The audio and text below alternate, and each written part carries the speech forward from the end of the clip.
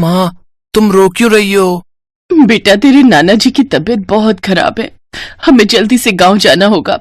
पर माँ, नाना जी को क्या हुआ? ललिता की बात सुनकर छोटा रौनक भी उदास हो गया। ये कहानी है ललिता और उसके 6 साल के बेटे रौनक की।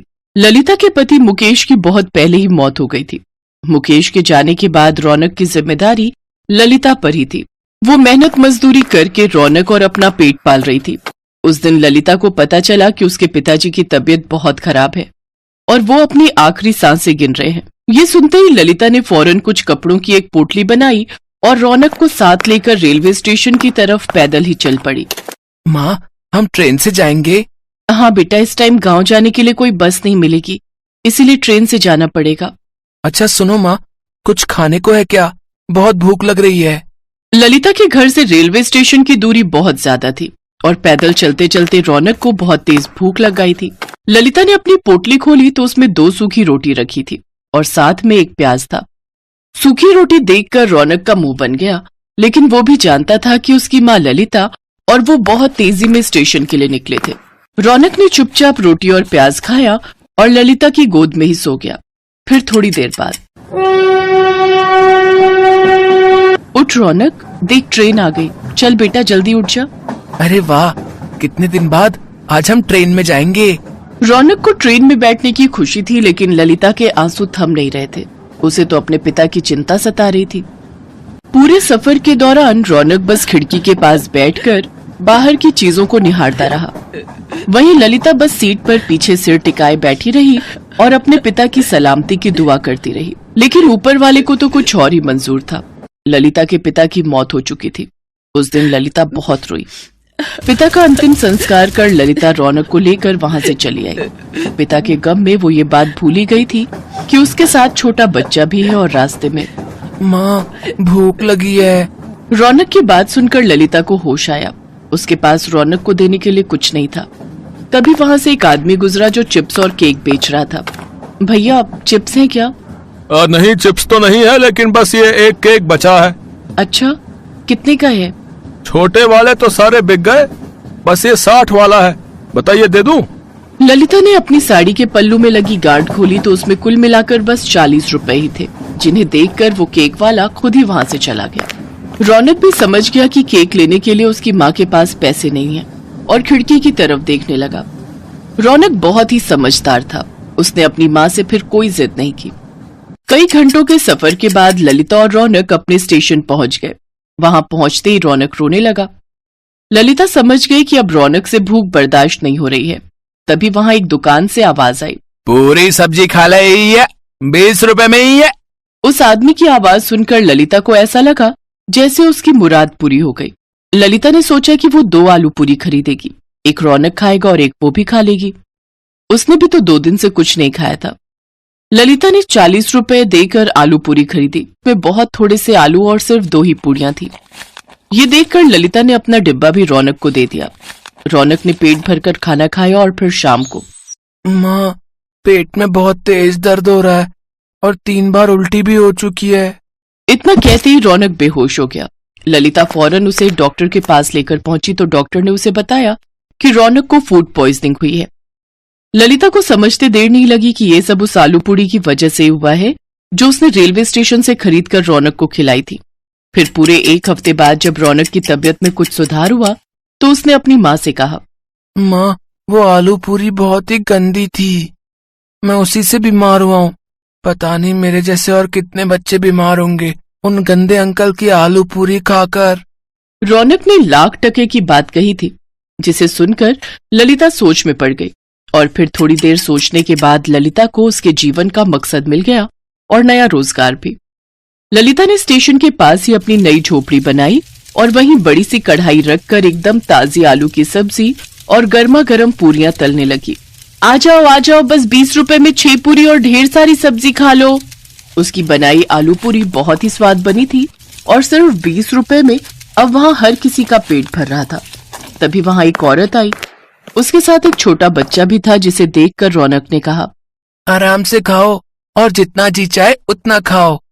इसे खाकर तुम्हारी तबीयत खराब नहीं होगी, क्योंकि ये आलू पूरी मेरी माँ ने बनाई है, उन गंदे अंकल ने नहीं। मासूम रौनक की बात सुनकर वहाँ खड़े सभी लोग हंसने लगे और सामने खड़ा आदमी अपने बासी आलू पूरी के डिब्बे समेटने लगा।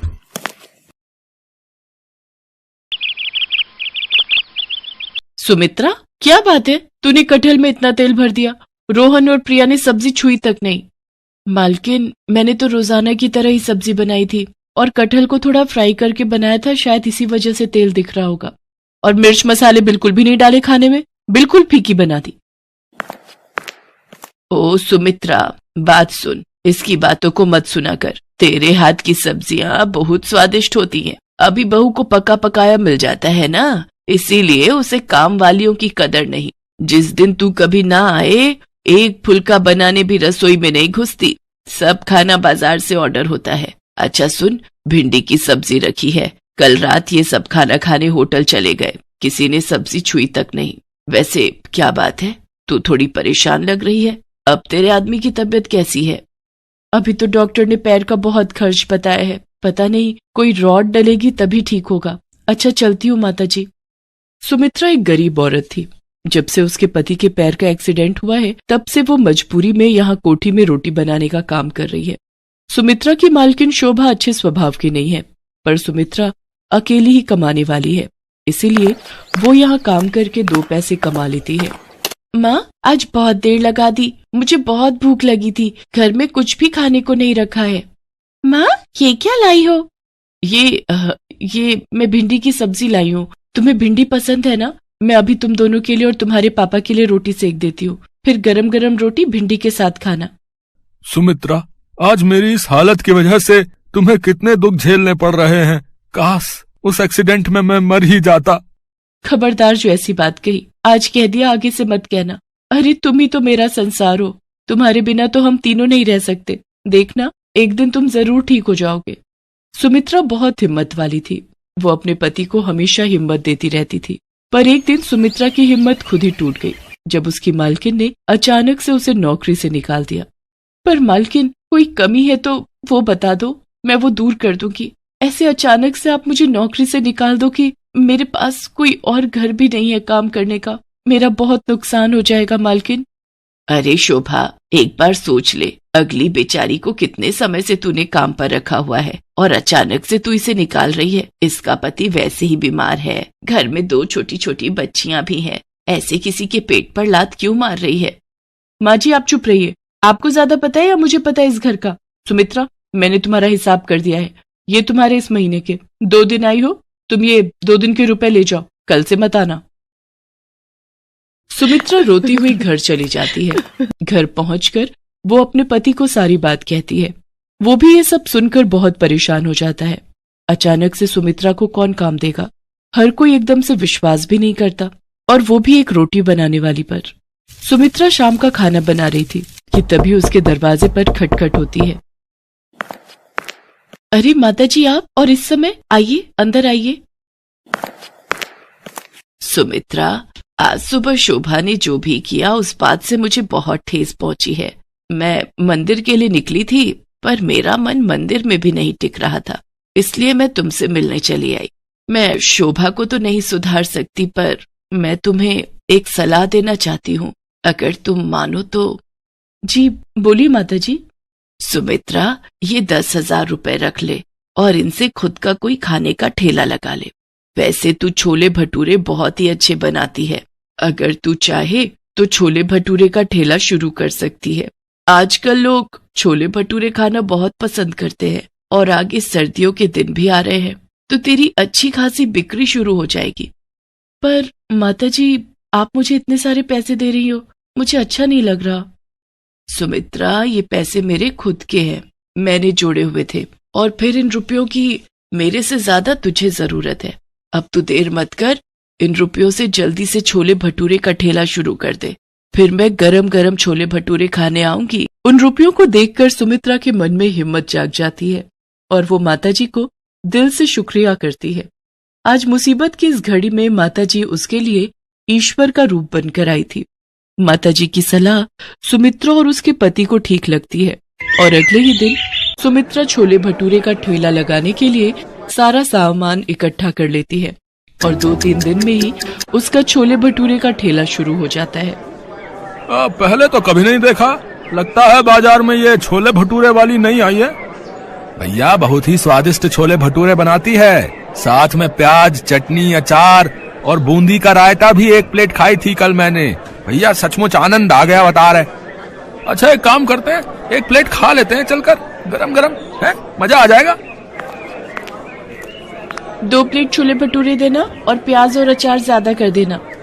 ठीक है, अभी देती हूँ। आप दोनों के लिए भैया जी। हमें भी 1-1 प्लेट छोले भटूरे लगा दो, भटूरे थोड़े करारे देना है। सुमित्रा का छोले भटूरे का ठेला चल पड़ता है, उसमें नया आत्मविश्वास पैदा होता है। धीरे धीरे वो छोले भटूरे के ठेले से अच्छे पैसे कमाने लगती है और एक छोटी दुकान किराए पर ले लेती है। अब सुमित्रा की छोले भटूरे की दुकान थी, उसके साथ साथ गाजर का हलवा, मूंग की दाल का हलवा, गुलाब जामुन और कुछ मिठाइयां भी बेचनी शुरू कर दी थी। सुमित्रा ने काफी अच्छे पैसे कमा लिए थे। एक दिन वो माताजी से मिलने गई। नमस्ते मालकिन, वो माताजी से मिलना था। माँ जी का 15 दिन पहले स्वर्गवास हो गया। शुगर बढ़ गई थी और फिर काफी तबीयत खराब होने की वजह से डॉक्टरों ने जवाब दे दिया था। कुछ काम था माँ जी से, मुझे काम से जाना है, मुझे देर हो रही है। माताजी के गुजरने की खबर सुनकर सुमित्रा की आंखों में आंसू आ जाते हैं। आज उन्हीं के कारण उसके पास पैसे और काम था। सुमित्रा जो रुपए माताजी को वापस करने गई थी, उन रुपयों से वो गरीबों में माताजी के नाम का दान करती है ताकि उनकी आत्मा को शांति मिल सके। सुमित्रा के पति के पैर का ऑपरेशन भी ठीक ठाक हो जाता है। अब दोनों पति पत्नी मिलकर छोले भटूरे की दुकान चलाते थे, पर आज भी सुमित्रा माताजी के एहसान को नहीं भूल पाई थी। इसीलिए वो उनकी याद में महीने में 1 दिन छोले भटूरे बनाकर गरीबों में बांटती थी।